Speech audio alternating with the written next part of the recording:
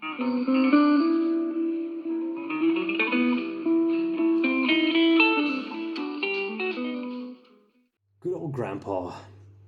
old grandpa, Rick Peckham.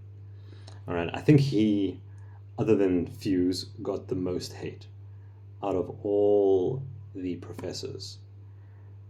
His tone kind of seemed out of place here and there, you know. Had a bit of a more like blues rock kind of tone in a lot of places. I felt like he was really going for the Schofield kind of sound. I feel like they were doing a John Schofield rendition of All the Things You Are in that video. So let's see, what can Rick Peckham do in other contexts? I think what we'll do is we'll look at two short pieces by him. So the problem with Rick, right? Grandpa, he doesn't have as high quality recordings that I could find. So the audio might be, you know, leaving something to be desired. Especially because, you know, Moses himself was the cameraman for some of these videos. Lord. Audio quality back then just didn't cut it.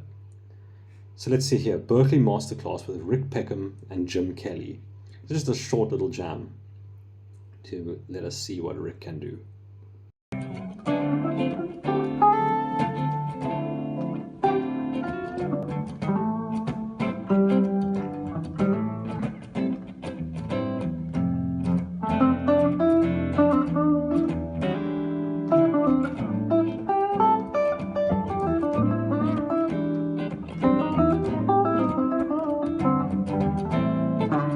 See? I told you the guy could do it. And this is what? This is like 8 years ago. Maybe my theory was wrong, that the deterioration of age is what did this to him. Yeah, I joke, but you know, it sounds good. There's a little bit of weirdness, but it's tastefully placed, I think. Most listeners might even not even notice it. You know, just a couple of odd notes in between these little bluesy jazz runs. I think that's the way to do it, right? You know, bludgeon the listener with it.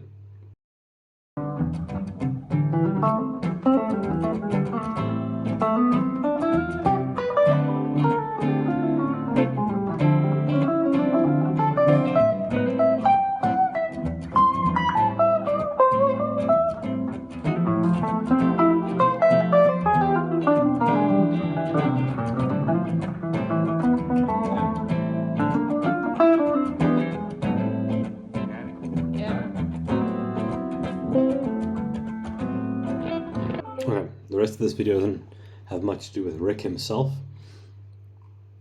but I mean, I'm convinced, right? Let's find one more video of Rick, since that was a very short one. Let's see. Oof, these are long. These are very, very long. So this is Rick Peckham and Co. playing Segment by Charlie Parker. Okay, this could get a little bit dangerous. Okay, playing Bird. But let's see what they do. I hope he doesn't get too weird with it. We all know Grandpa's got a freaky side. One of those grandpas.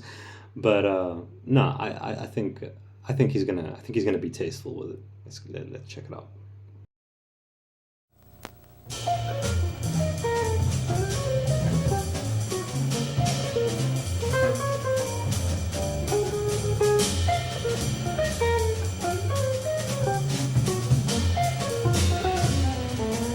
Okay, off rip.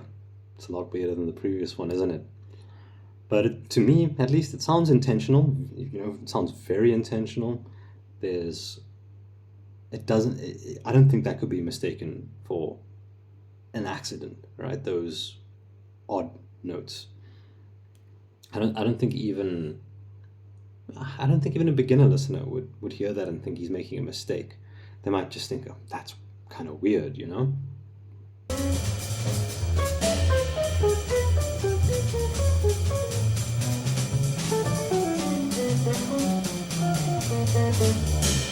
I will say I could see jazz haters ripping this apart, because they just see it as like mindless, pointless noodling sometimes.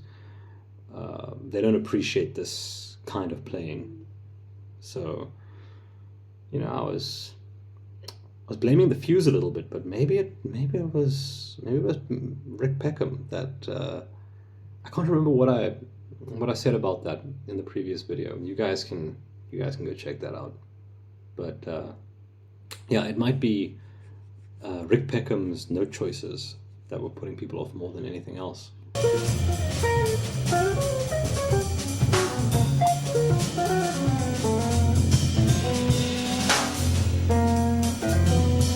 To be clear, I love it. I think it sounds great. I'm just saying what the average listener might think.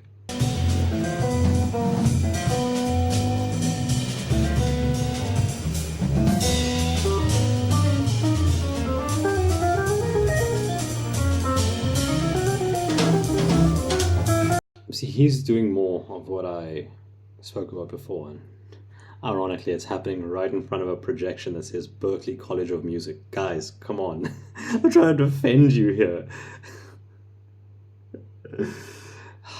Okay.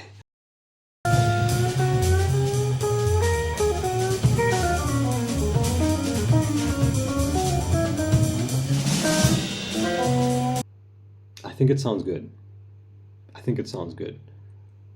But jazz haters are gonna pile onto something like this. You see, I'm really starting to think maybe Rick made a bad call.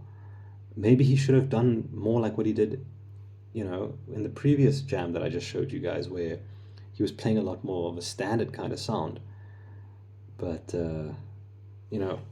again, maybe they thought they were showing the spectrum of jazz, of things you can learn at the Berklee College of Music. But, I mean, did they not... They've all got YouTube channels. Do they not know what the internet is like? Obviously, people are going to go crazy. I feel like they really needed to lay down a foundation for the listeners before they got weird.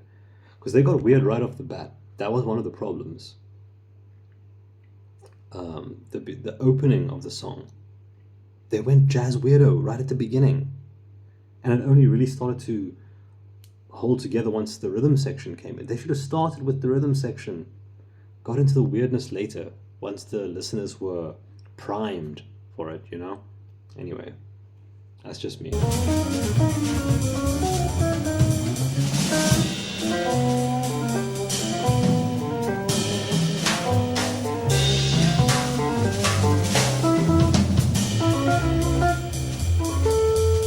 I'm sorry, Rick, but you're gonna make it into a short with that right in front of the Berklee College of Music. It's just so easy to take out of context. I maybe feel like a little bit of a dick for doing it, but that's probably gonna pull in the views. Rick, come on, don't do this to me, brother. I think you're a fantastic player, but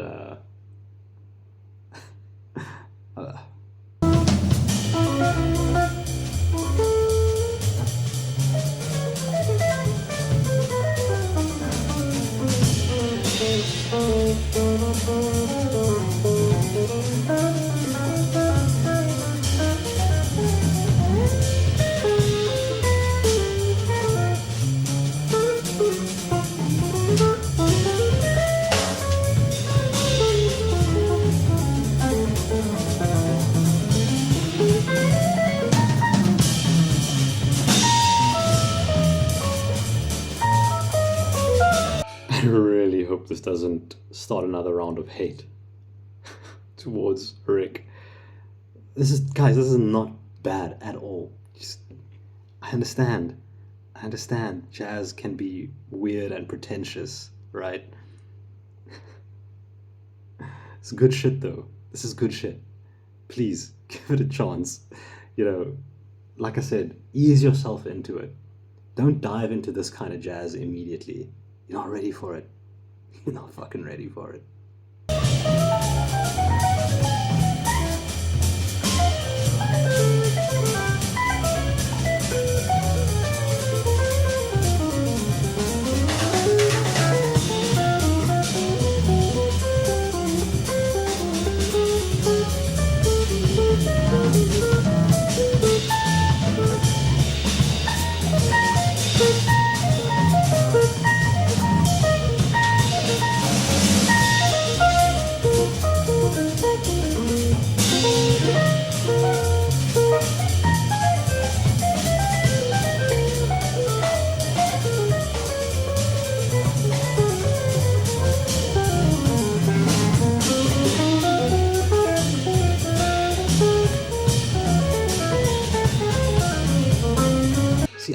Rick really takes the opposite approach to what Tim had, well, what we saw of Tim today, in that Rick really goes full bore into the weirdness and then kind of decorates it with more standard sounds that we're used to, whereas Tim does the opposite. Tim, his structure, his foundation is the pretty, inviting chords, and then he here and there, throws in something that makes you go, ah, well, what are you doing? Whereas Rick, it's just like you're being beaten over the head constantly with these weird sounding notes. And I'm kind of just like harping on the same thing at this point here, but I really don't think that's something that a beginner jazz listener should be diving into immediately. It might just ruin jazz for them forever. I mean, how many potential jazz guitarists did we lose by by telling them, this is what you learn at jazz school, you learn to sound like this? I feel like I should have sprinkled in the jazz weird. Don't show them how weird you are right from the beginning, Rick. That's a rookie mistake. You gotta ease them into it.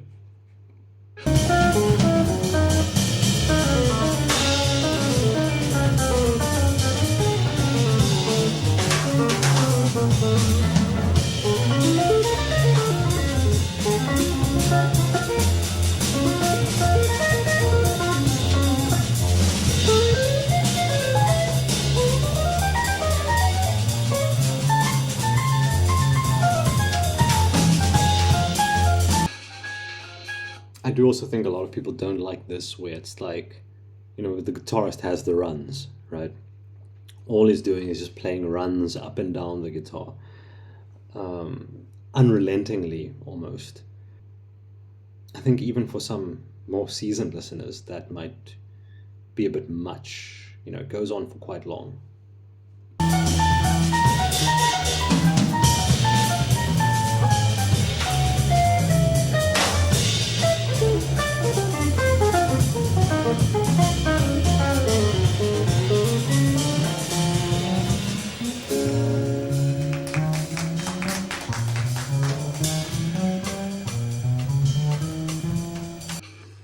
Yeah, look, it's very academic, right? And I do think Rick Peckham is probably one of the more senior guitar teachers. He's also got a lot of lessons on YouTube. If you are into jazz guitar, probably worth checking out. I'm probably gonna check it out myself. Maybe I'll upgrade from Marty Schwartz to Rick Peckham. That could be useful. Might learn a couple of tricks. But yeah, it seems like that might be the end of Rick's taking the lead in this song. He seems to have actually walked off stage. We've got another long bass solo, and you all know what that means. Next. Okay, Rick is back. Let's see what he's doing. Ricky's back.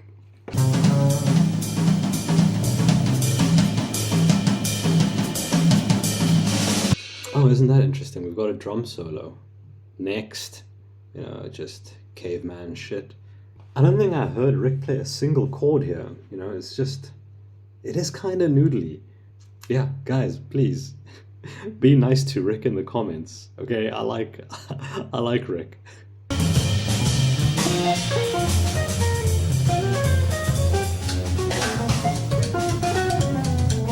Oh, there was a little bit of a melody I could grasp onto. It sounded nice.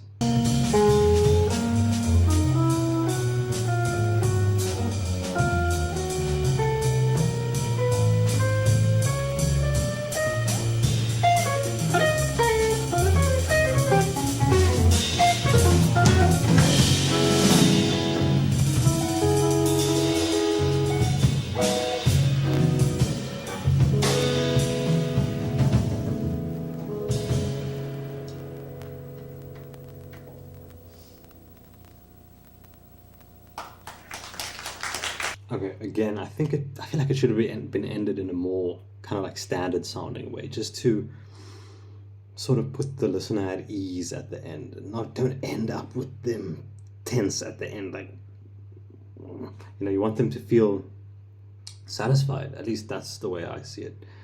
Um, but again, maybe this isn't for the average listener. Maybe this is academics only. Maybe none of us are supposed to be listening to this. We're not. We're not qualified enough. Um, Maybe I should have chose a different video for it. Like I said, a Charlie Parker song. There was always going to be a risk that it went into this kind of territory, right? But I advise you go listen to these four guitarists and their bands. Whether it's the Cheryl Bailey Three, whether it's Rick Peckham and the various ensembles that he's played with, whether it's Screaming Headless Torsos, David Fusinski's band, or whether you're listening to Miller. Give them all a listen. Jazz is a wide spectrum, and you get quite a lot of it by listening to these four. But yeah, I think that's all I've got to say. I'd say give each of them another chance. You might find something really interesting because they are all incredible guitarists. And always remember, jazz is weird, but it can't hurt you, right? So enjoy it. Have some fun. Be open to the weirdness. But yeah, that's it from me. Peace.